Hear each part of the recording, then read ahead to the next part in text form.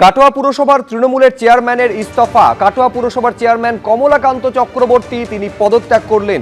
বিরোধী শূন্য কাটোয়া পুরসভার 20টি ওয়ার্ডে তৃণমূল কংগ্রেস মানসিক চাপে পদ থেকে ইস্তফা দিয়েছে এমনটা দাবি করছেন তৃণমূল নেতা।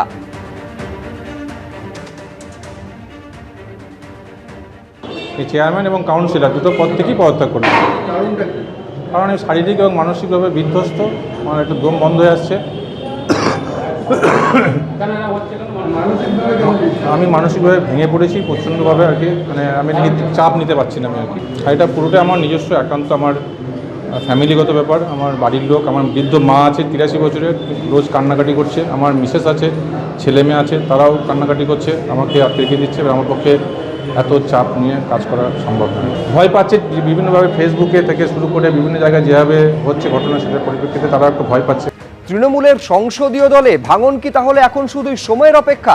জল্পনা জোরালো হয়েছে, আর তার মধ্যে ইঙ্গিতপূর্ণ পোস্ট করেছেন কাকলি ঘোষ দস্তিদার, যেখানে তিনি লিখছেন, একটি রাজনৈতিক পরিবার থেকে আসা 4 বারের সাংসদ শুধু নিজের কথা ভাবতে পারেন? 4 দশক ধরে একনায়কতন্ত্রের বিরুদ্ধে লড়াইয়ের পর কেউ শুধু নিজের কথা ভাবতে পারেন?